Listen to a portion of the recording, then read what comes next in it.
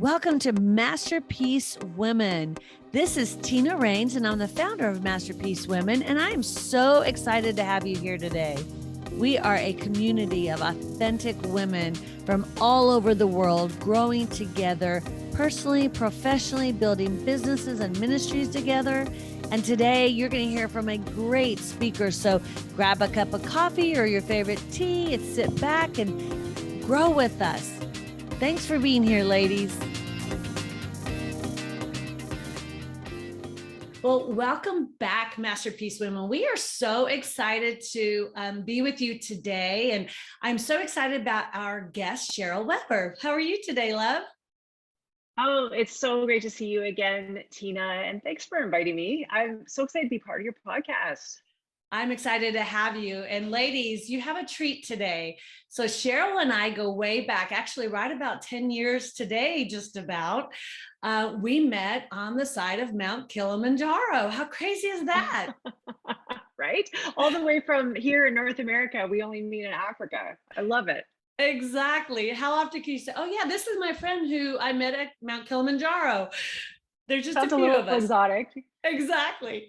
So, and we were talking today. Cheryl's an extraordinary leader. She has an extraordinary history in broadcasting and journalism. And I'll have her bio down below because it's phenomenal how God has used her in so many areas to impact the world. So it's exciting to have her. And when I was thinking about what do I want Cheryl to talk about, there's so many good golden nuggets that she could share with us today. But I thought, you know what, let's start where we met, which was Mount Kilimanjaro, but the why behind it, which is really, I believe, one of the things that holds so many women back, and that's fear. So Kathy Anderson, who was the leader of the first climb, and continued to partner with me as I led it throughout the season until she went to go be with Jesus.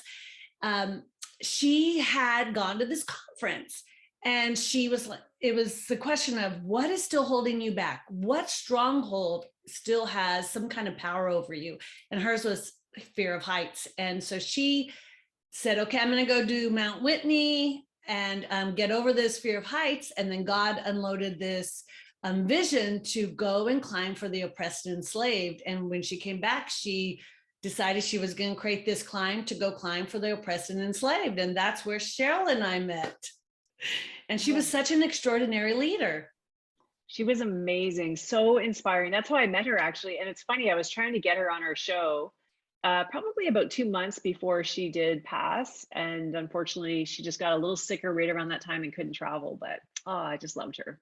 Yeah, she was amazing. Like, she was that woman that when you met her, you fell madly in love with her because she had Jesus written all over her. She was just, yes, she was 1,000%.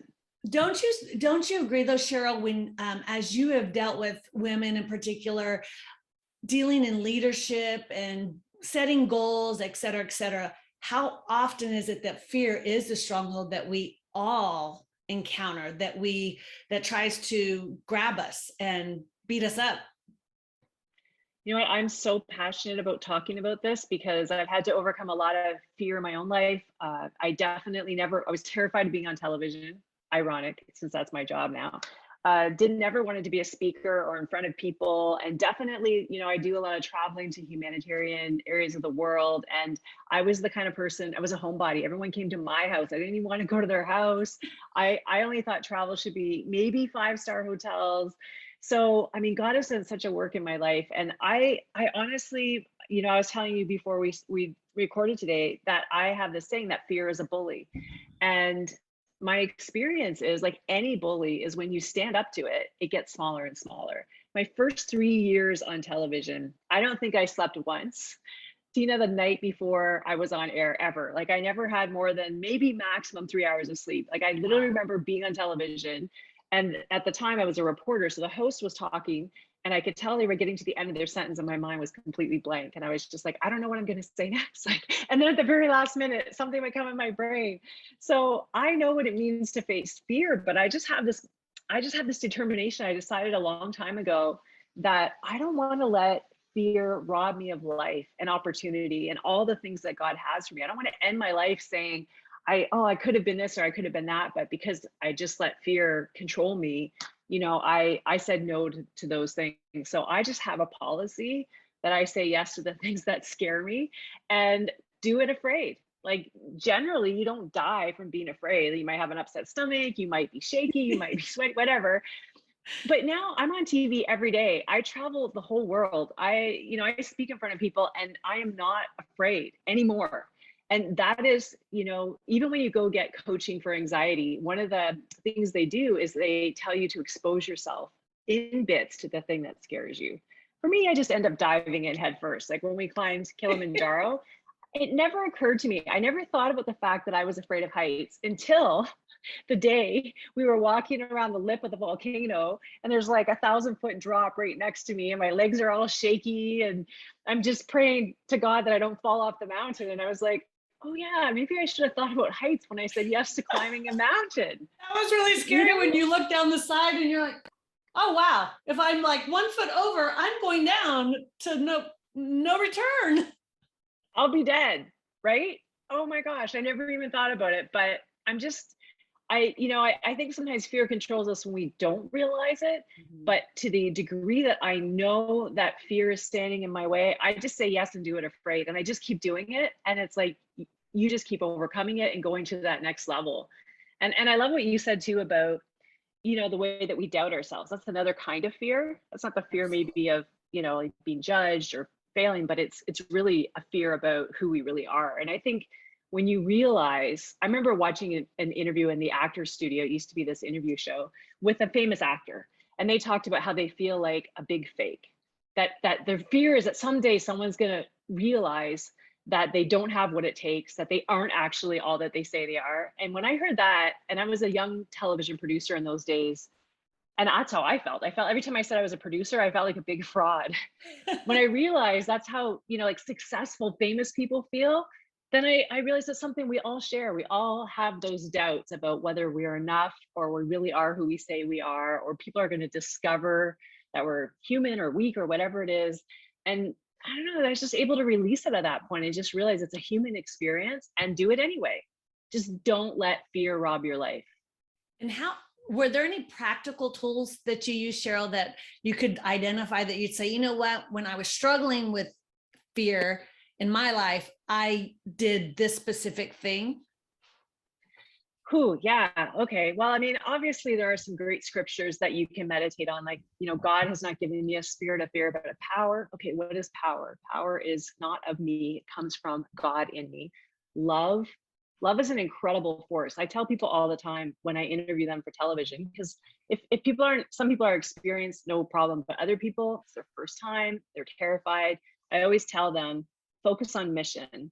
So when you're thinking about you, which is kind of the common thing that we all do, like, am I having a great hair day? Did I just gain 5 pounds? What if I don't? What if I forget what I'm going to say? It's a me. So Yeah. I say, focus on mission. What do you want to accomplish through this interview? What are you passionate about? Oh, you're speaking up for these people, or you want to see God bring healing to people in grief. I'm working on an interview for that for tomorrow. Whatever it is, as soon as you get on mission, as you're focusing on love and passion, all that fear goes away, because that's how you're purposed and motivated. So God's giving you a spirit of love and then a sound mind. So even asking God for that, God, give me a sound mind. I think that faith is not the absence of fear. So sometimes people think if I really had faith, I wouldn't be afraid. And I think that's a lie. I think agree. faith is choosing to trust God despite your fear. It's just knowing that he's going to carry you even when you're terrified. And we're capable of more than we realize. Every woman listening to this has something in her that she has yet to realize or walk out. And God speaks to our potential, not our reality. So I remember when I was first going on television, I could hear myself talking in my head in a way that I never could seem to get out because of fear, just the nervousness and all of that.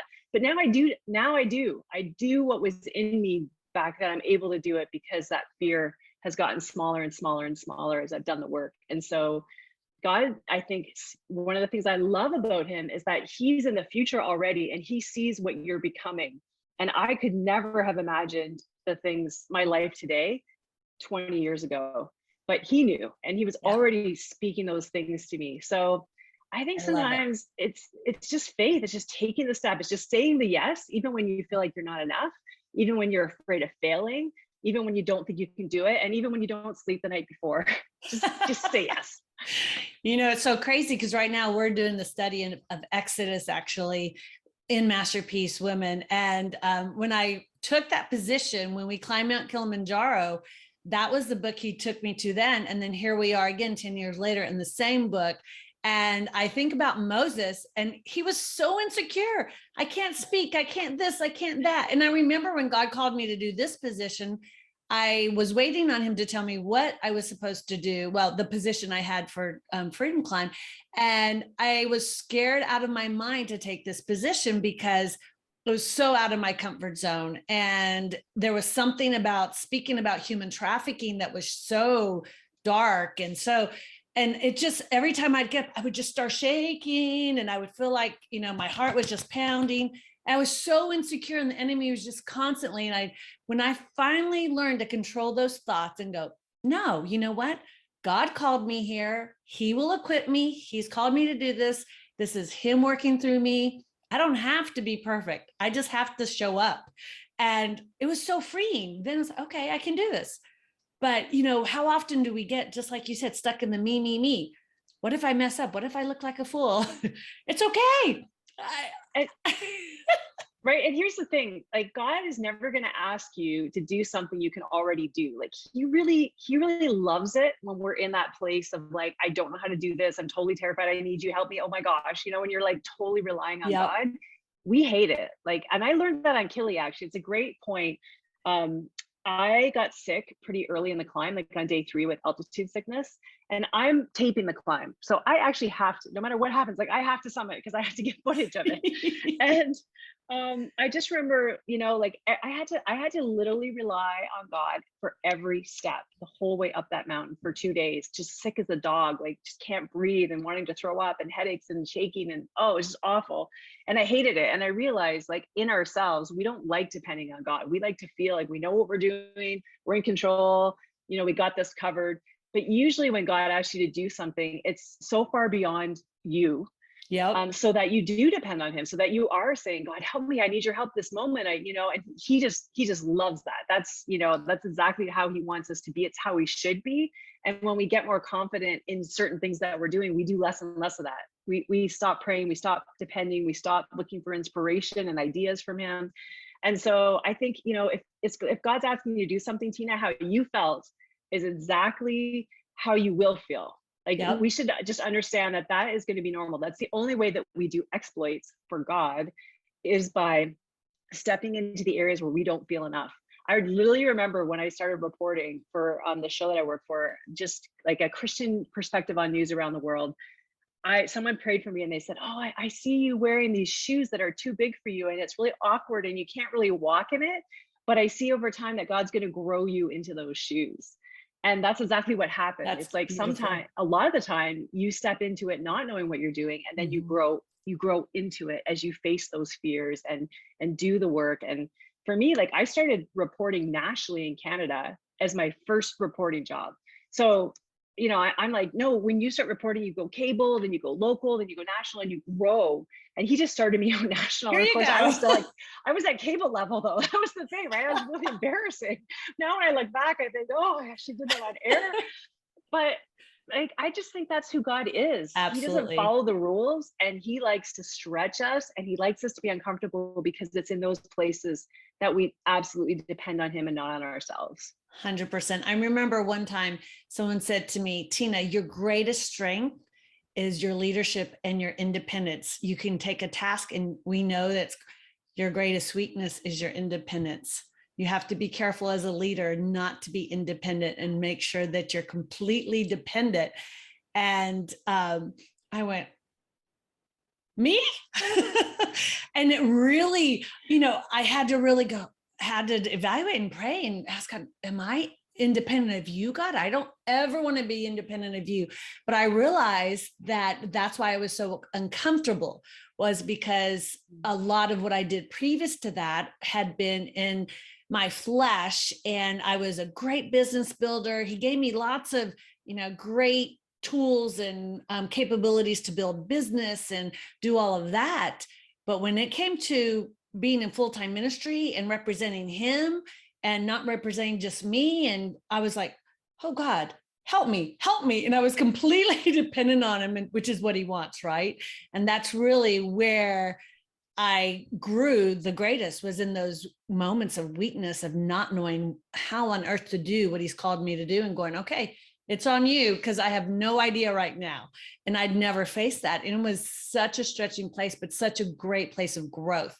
And so I challenge every woman out there, if you're hearing this today, if you feel uncomfortable heading towards the goal or vision that God's given you, do it scared, stretch yourself till it starts feeling a little more comfortable, and then stretch yourself some more, because that's when you're going to grow and how God's going to use you incredibly. And you know that in fitness, right? Like, it's only when you push yourself past that area where your muscles are hurting and you're breathing hard that you actually get stronger. And it's no difference. It's no different in life. You have to step into uncomfortable places and grow. And that's the only way you do grow. Yeah, absolutely. So tell me a little bit about what you're doing now, Cheryl, because I didn't really go in, and I know we have your bio down below, but I love what you just shared of where you came from and where are you now and what are you doing? He's put you into a lot of new spaces. What did that look like for you? Yeah, well, these days I host a national daily Christian television show in Canada. It's I think the only national daily Christian television, or one of the only. We don't have the same amount of Christian TV that you guys have. So, and on top of that, I'm a storyteller and a communicator of our humanitarian and aid work around the world. It's been a little slower, obviously, during COVID. We've had to do it from a distance, hoping very, very soon to get back on the road because I miss it so much.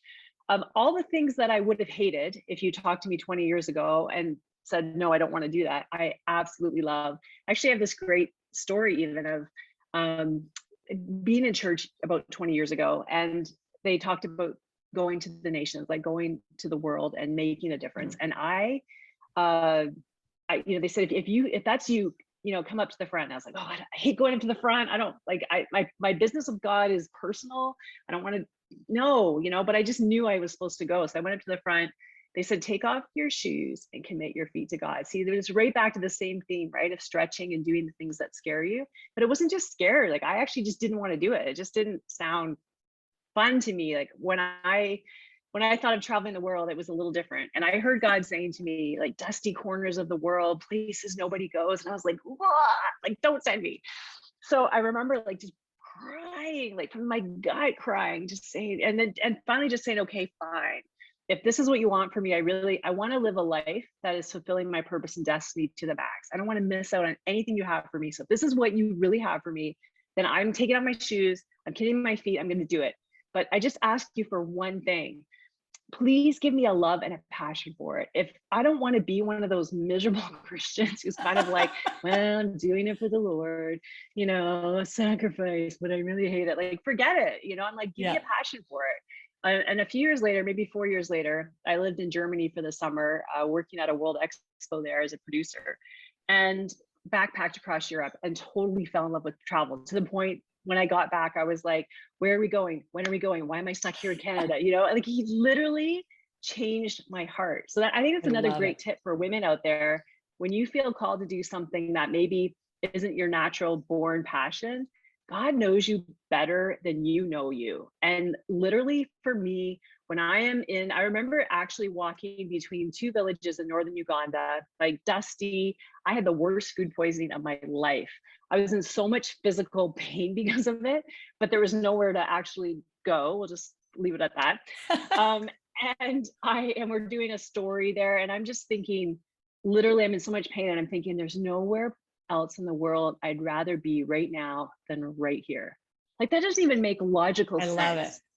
And so I think sometimes we have to trust that where God's leading us, even though we're kind of like, I'm not a public speaker, I'm not an author, or whatever it is, I don't know if I could advocate that well for people.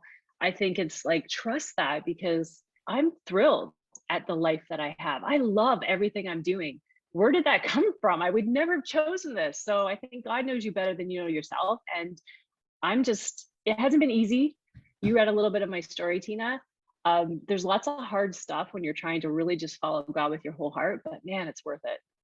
It is. I agree. I remember standing in a place in Haiti. I was doing some consulting for Mission of Hope Haiti.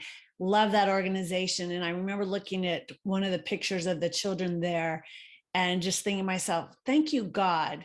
And I remember saying it to my husband, this is why God created me. And I just knew in that moment, and I feel that way with Masterpiece Women, like I know that this is where God has called me to be. Now, I can't say I felt that way about Freedom Climb. I was kicking and screaming when he called me, let me tell you, because I'd already been offered a really great position with another organization. I love that organization.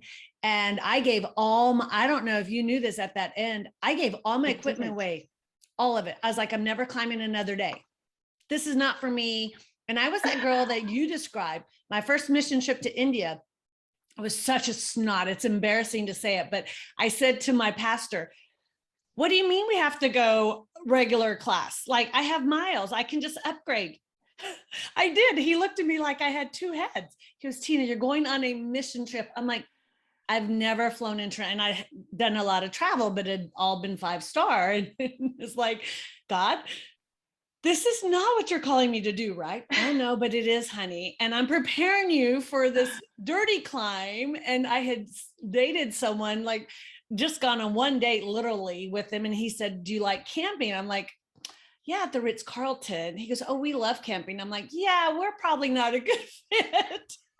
I mean, and I look back now and I just laugh how we in our own just humanity and privilege, and yet God uses it all though, you know? So, and he, then guess what? I flew a lot of times back to India in regular class and all over the world, regular class as a missionary myself, you know, but if you'd have told me I was going to do that when we climbed that climb, there's no way I would have ever said I'd be leading a bunch of treks for the next 5 to 6 years, climbing and being intense and freezing and all that went with it. And I loved rough. it. I don't know if people understand quite how rough it actually is. Oh my goodness. Yeah. The worst ever was our Everest trip though, but that's another story for another time. But we got the stomach bug, 42 out of 45 of us on the way up. So we had to determine we're going to do it sick. Talk about doing it afraid. Yeah, and there's so many technical aspects of actually being sick on a mountain without restrooms that we can't really go into. Yeah, I we won't go into them. Imagine. Exactly. You know. So anyway, yeah. So when God calls you, he definitely equips you. But oftentimes at first you're like, what? Really? Do it anyway. If he calls you, because it's so rewarding. It really is. And some of my favorite memories have been in that season. And the amazing women that, you know, I've had the privilege of becoming friends with and staying connected. I mean, I'm blessed to have you. I wouldn't even know you if we hadn't climbed that crazy mountain together. It's true, right? I know. I love it. I love connecting 10 years later too. It feels very special that it's the 10-year anniversary. It definitely is. It's so crazy. So, and from that, you think about all the, and I use a lot of the analogies of mountain climbing related to leadership, like the fact that we have to take slow steps. And I know for you, there was a lot of work and a lot of heartache and a lot of difficulties and a lot of rewards in your climb to where you're at right now. I'd love for you to just share a little bit about maybe what was the most difficult thing you faced in achieving the goals that God called you to achieve, and how did you overcome them? There's so many, but I think of one in particular. I had a dream actually. This is about 2 years before my challenging time happened, that I had a dream that I was in a building and there was men outside with AK-47s about to attack. And I remember we were getting all the children out and the VIPs out, all this stuff, you know, and this woman came up to me and she said, you are a person who prays, aren't you? And in my dream, I can't believe I did this, Tina. It was so disrespectful. I went, duh, yeah, like, of course. Oh goodness, I don't even act like that in real life. And she said, God is going to set a table before you in the presence of your enemies, which comes from the Bible. So I wrote it down. I didn't know what it meant. A couple of years later, we had new leadership where I was working, and they didn't like me.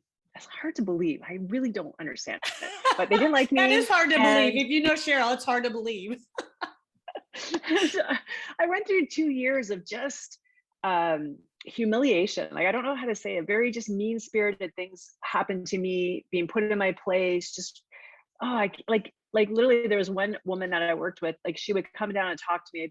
I'd be in the makeup chair getting ready to go on air and she'd be so nice. And then she'd send this really mean email and say, like, let's just get clothing sponsorship for the other two hosts because they're the only real hosts. Or just I don't even know, like just oh. So yeah, just like during that time, I remember feeling so crushed, weeping so many nights, so hurt, and also complaining. Like it's happened to me and another friend of mine actually. So both of us, we'd go for power walks and then we'd be like, "Oh, I can't believe they said that. I can't believe they did that." And then we'd come back down from the walk. We were walking up a hill, come back down, and we'd be like, "Oh, we shouldn't have been complaining. We shouldn't have been criticizing." And then we'd like repent and we'd pray for the people who were doing mean things to us. It was a really hard time for a lot of people that I worked with.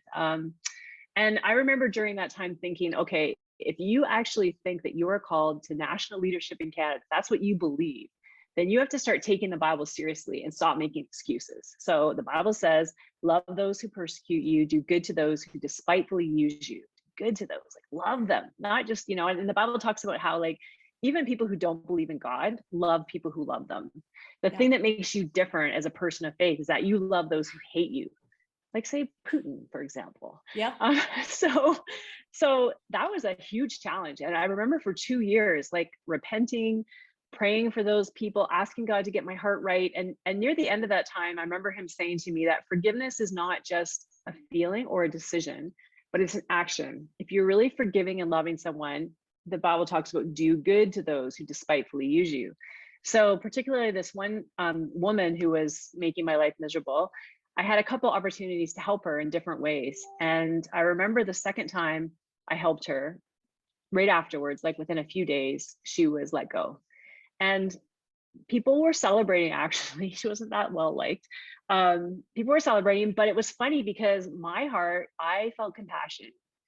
So I felt like, yeah, it was the right decision for the organization because I knew the impact of some of her decisions. But I remember feeling compassion for her. And I thought, wow, this has got to be a work of God in my heart because, Yeah. like even a year ago, I would have been throwing a party probably.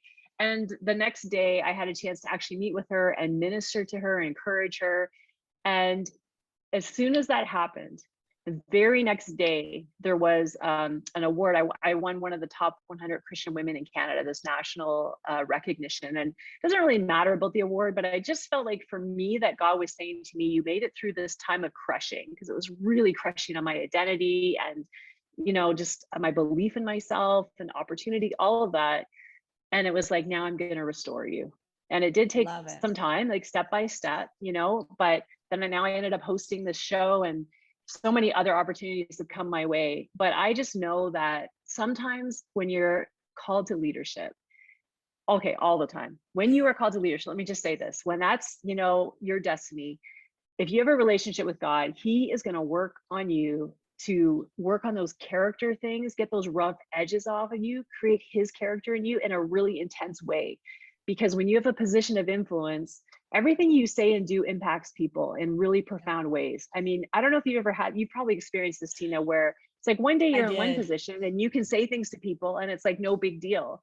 But all of a sudden you get a promotion and you have power over their lives. And now all of a sudden everything you say has like the weight of a nuclear bomb as opposed to just your opinion. Yeah. So it's like God is so committed to creating the character of God in you that actually, everybody wants to be in leadership. This is what I find nowadays. Particularly, everybody wants their 15 minutes of fame. Everybody wants to have like the platform and to be known and all of that. But honestly, it's so hard. Like God, I think, just takes you through these seasons of suffering and character lessons and identity and just so many things, so that when he gives you the platform he's called you to, you're going to represent him well and not destroy people, Yeah. because you have that power. No, it's so crazy you say that, because during that season that we were doing Freedom Climb, we had a similar experience, Kathy and I did, with some very difficult people, including our boss. And it was just that season of what, Lord, and stretching. And I look back now and what was so painful. I mean, there were so many days that Kathy and I would just pray and pray and pray and pray for other people who were just not representing Christ well. We'll just leave it at that.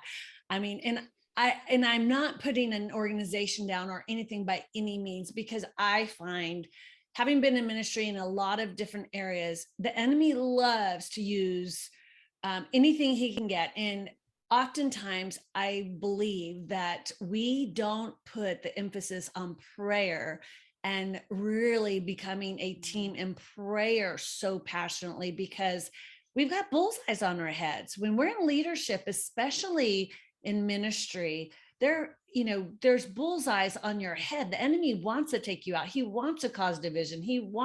And when you look at it from that perspective, then you don't get offended. It's so much easier to just go, okay, I have a choice here. I'm going to get offended, or I'm going to pray, and I'm going to do the things that I know are right. And I look back on myself and the lessons I learned where I failed, because I got offended so often, because yes, it was an injustice, and I have a passion for injustice, Yes. So that it makes is so hard when you have that passion for injustice. And then when it's against you, we're like, wait a minute, that's just not right.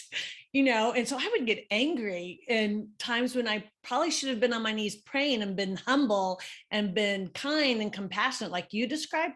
I wasn't always that way. I look back now and go, wow, I could have done that so much better.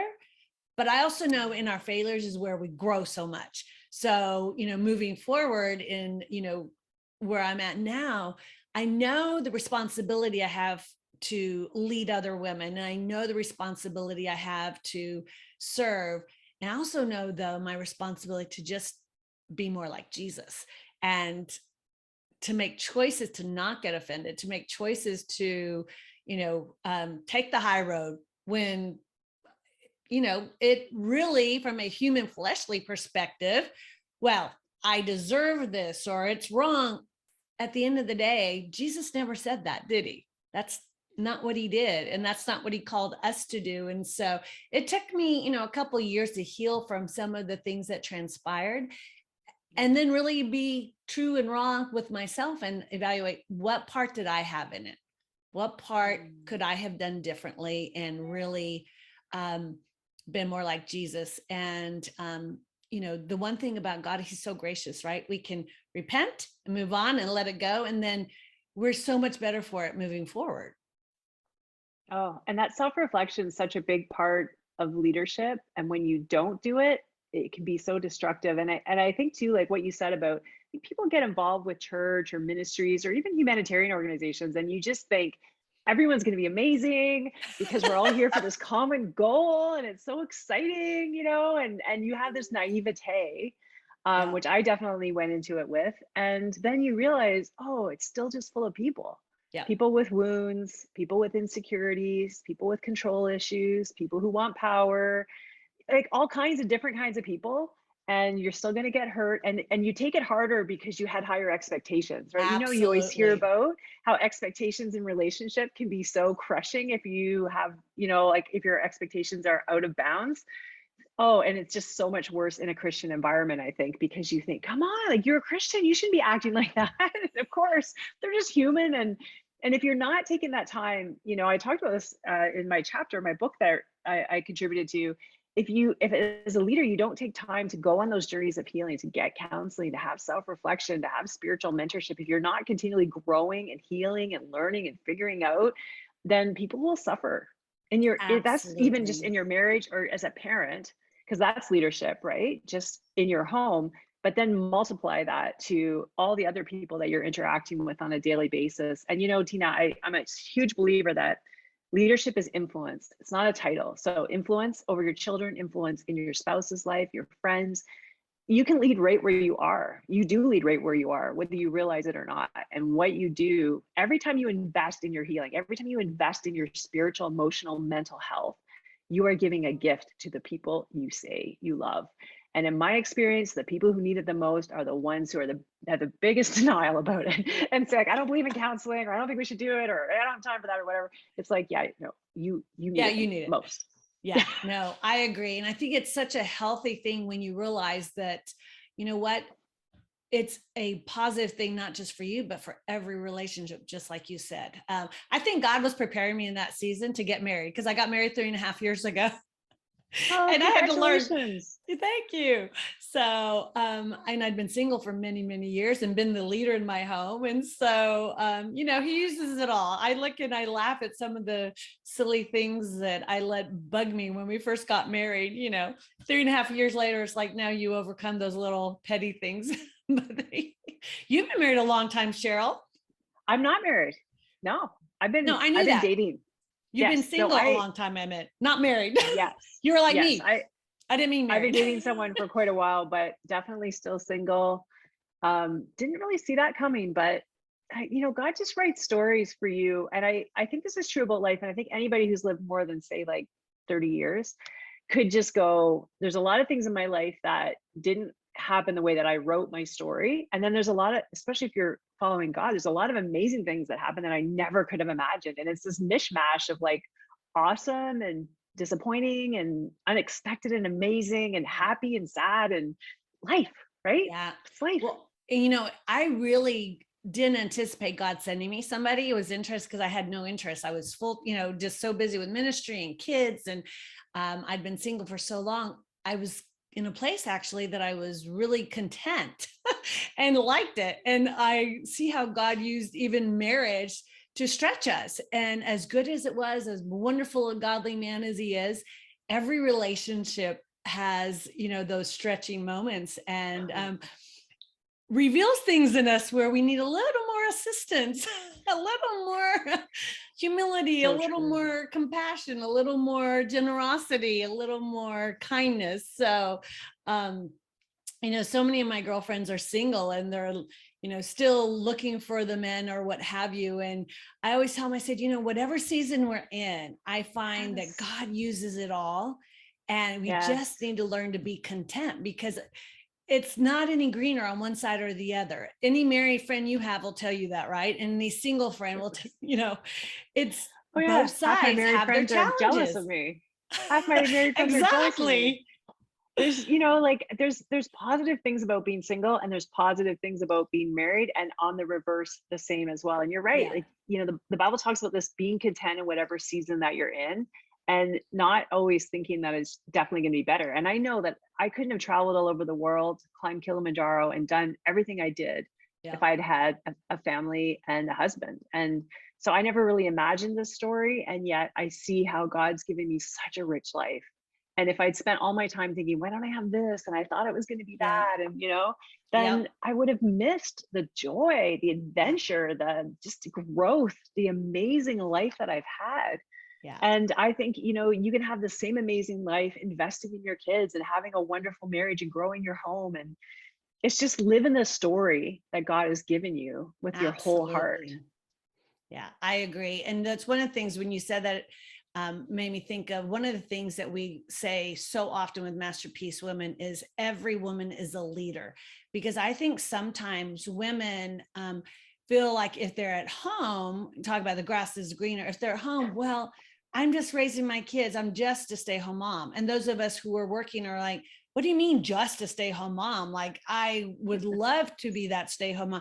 There's always that wish on humanity, I guess is what it is. We look at that and go, well, I would love to have that, right?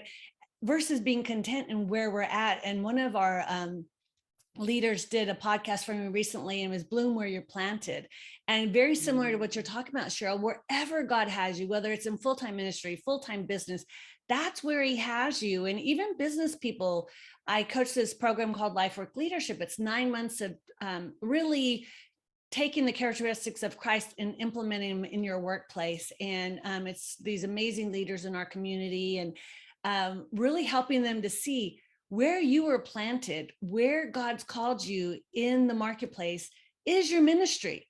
There's not a, when I get to full-time ministry, then I've arrived in the place that God is calling me. That is your calling, unless he calls you out to something else. But oftentimes we don't see our businesses or our children, our homes as our calling. And I think there's something really rich in recognizing that your calling is wherever God has you planted, and then really Yes. flourishing in it. I think one thing we don't understand about God is he's a lot more interested in the process than the destination. So when we have a vision, all we're worried about is like getting there. And sometimes we run people over, we neglect our personal relationships or ourselves in our drive to get to the place. And God's all about the journey and about that friendship with him, that amazing relationship with him, investing in your growth and other people. He wants to see you grow. And women, I think what you said, oh, I just have to go back to that. We compare so much, and social media has not helped that Oh, element of for our sure. personalities, right? And we're so hard on ourselves. We're the first person to criticize ourselves. We don't need anyone else telling us that we're not this or we didn't do that. We already know, and we have a list of 10 other things you haven't yet even thought of that we are failing in. And one of my favorite quotes is, comparison is the thief of joy, which is 1,000% true. But one of So my true. other friends said, comparison is the thief of compassion. Oh, I just had to Mm. sit on that for a minute, because I was like, I know about joy, but you're right. Like when I'm comparing myself to Tina and saying like, oh my gosh, you have such a better life than me because you can fly first class and I, whatever it is, right? Yeah, Um, it's like I don't have compassion for you anymore, because I'm looking at you as my competitor. One of my absolutely. I sat down with one of my favorite authors and a wonderful person, Mary DeMuth, and she was sitting with a group of aspiring authors. And one of the things she said is, there's room at the table for everyone. Amen. So when you want to write a book and everyone and their dog has written a book and 10 of them are about the top, well, 5,000 of them are about the topic that you want to write about, you feel like, what do I have to contribute? Anything new? And it's kind of like, no, there's room at the table for what you bring to the table, because it's totally unique. There's no one else like you. God loves Absolutely. diversity. Like, think about the fact that there are billions of people in the world and not one of them is exactly like you, Tina. Doesn't even Exactly. look like you, doesn't act like you. Like, how did he do that? How did he make so many different adjustments that none of us are the same? So God loves diversity. He put things in each one of us that are like a fingerprint, totally unique. Nobody else has it, and there is room at the table for what you bring. Oh, that just Ah, every time I I feel love that. like I'm not enough or that there's not room for me somewhere, I remember that saying and I tell myself, no, there's room at the table for There's what I room at bring. the table. I love that. And one of the things we do at our luncheons every month is exactly that. It's asking each other, how can we support one another so that we are not only seeing that there's room at the table for us, but really intentionally, Yes. how do we support one another? Because oftentimes in business or ministry, anything, the competitiveness overshadows the generosity. It overshadows the encouragement. And I remember when I first rededicated my life to the Lord, I had this amazing group of women around me in business, and we were all, pretty strong leaders in our community, and the most positive, wonderful, beautiful women. They didn't know Jesus, but they were the most compassionate, kind, great leaders. And over the course of the time, they've all become Christians as well. And so it's beautiful. But when I first started leading in the church, I really struggled because here I had this group of friends that was so encouraging, so positive, so uplifting, would never gossip, wouldn't even allow it. Like, that was just not who we were. And suddenly I'm challenged. And I remember I said to him, I said, my non-Christian friends are behaving so much nicer than these women in the Christian Mm. environment. And, I'd been a Christian my whole life, but I hadn't really been in leadership in the church. And I'd really like dug in deep. And he says, just remember, Tina, in the church, there's a lot of broken people that are coming here looking for something. And if you can stop and think about people individually, is what is going on with them when they behave like that? What are they feeling? And really trying to not look at that cover, then you can strip away that competitiveness. You can strip away all of that and just ask questions. And when you do, watch what you uncover. And so I took his advice, and what I realized is they just had not learned who they were. And I think that's part of what God really has instilled in me with this masterpiece women, is helping the women to truly understand you are his masterpiece and you are so loved and so valued, and he has great plans for you. you don't have to compete with someone else, because just like you said, there's room at the table for all of us. And if we can help the other women feel that way and really emulate what he has said to us, to others, it changes so much of that. And I just love the idea of women working together, collaborating together, encouraging each other, and helping each other thrive in whatever environment God's called them to, whether it's in leadership of their home, leadership of a ministry, business, whatever. I think we do too much comparison, too much competition. And I love the way the women are coming together and just emulating him so beautifully. We had a lady walk in just recently to one of our luncheons accidentally, because she was supposed to speak in the luncheon, the place next door, in this facility. And she met a bunch of the women, and she goes, "What is this?" And come to find out, she was supposed to be next door. She came back the next month. She goes, "I've never felt so loved. I've never felt so valued. Like, I want to be a part of this." And I'm like, yes, that's what we're supposed to be like. And it wasn't me. I just barely met her for 2 seconds. It was the women in the room that made her feel that way. And so I just love the movement that God's creating in all of this. And so I'm so thankful that you came to share with the women and be a part of it today. Thanks so much for having me. How fun to reconnect 10 years later. What are we I going to know, plan right? next? Yeah, we need to not let it be 10 years. I have to do it more often. I have to Thank you get so into much some for trouble together. What I'm can up we for do? Let's that. see, what mountain can we climb? Where can we go? And yeah, we'll have to have a reunion. All right. Well, Cheryl, I'm going to say farewell for now to you, and thank you for joining Masterpiece Women on this podcast. And ladies, definitely connect with Cheryl. You're going to have her bio down below. If you're in Canada, you definitely want to tune into her, and have a blessed day, ladies.